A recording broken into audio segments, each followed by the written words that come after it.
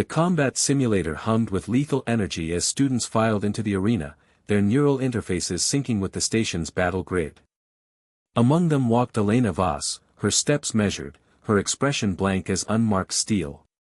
She took her place in the back row, as she always did, while the others preened and postured before the observation deck. "Today's session will separate the soldiers from the civilians," announced Commander Riker, his cybernetic eye scanning the assembled recruits. "You'll face combat scenarios pulled from actual engagements across the outer territories. Survival rate in training? 40%. Whispers rippled through the class. 40% meant pain, humiliation, and for some, academic termination from the Interstellar Defense Academy. Marcus Thorne stepped forward, his powered exosuit gleaming with customized plating that cost more than most recruits would earn in a year. He was the apex warrior of their cohort, undefeated in 73 consecutive simulations, enhanced with military-grade augmentations his family's wealth had purchased. His record was legendary. His ego, even more so. "Let's make this interesting, Commander," Marcus said, his voice amplified through his suit's speakers. "I'll take on anyone here. 2-on-1. 3-on-1. Doesn't matter."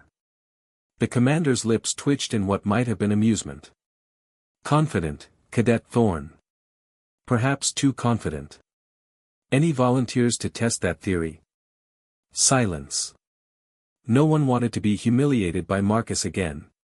His last opponent had spent 3 days in medical recovery, their neural pathways scorched by feedback from his enhanced combat protocols.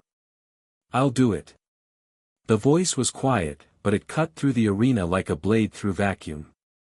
Elena stepped forward, her standard-issue training suit unmarked by modifications or enhancements. She carried no visible weapons, wore no augmentation displays. Marcus laughed, the sound metallic through his helmet speakers. "The silent girl?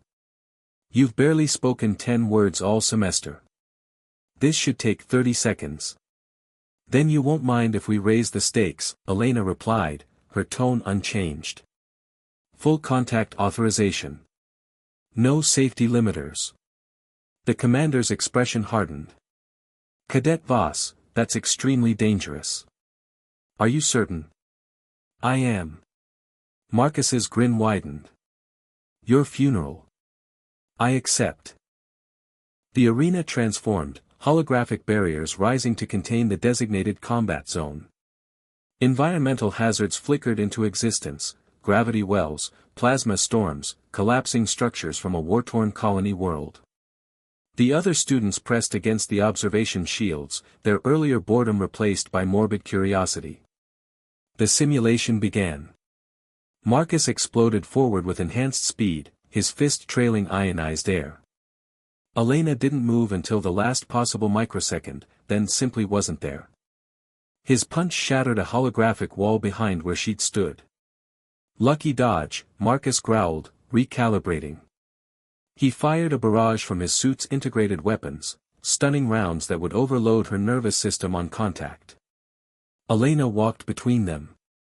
Not ran. Walked.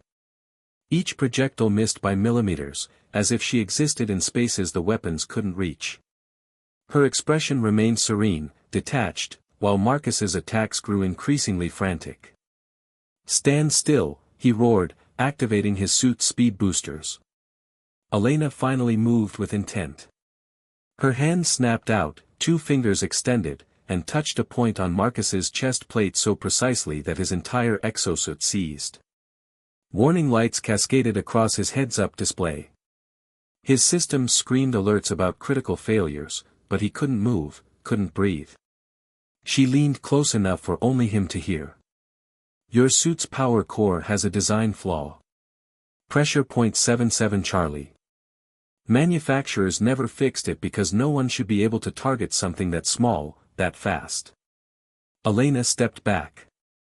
Marcus collapsed, his 50,000 credit combat suit reduced to expensive prison. The arena fell silent. Commander Riker descended from the observation deck, his expression unreadable. "Cadet Voss. Where did you learn that technique?" Elena's eyes met his, and for a moment, something ancient and dangerous flickered in their depths. I didn't learn it here, sir. That's what concerns me. My office. Now. As Elena walked past the stunned students, past Marcus still struggling in his disabled armor, someone whispered the question everyone was thinking, who is she really? Elena didn't answer. She never did.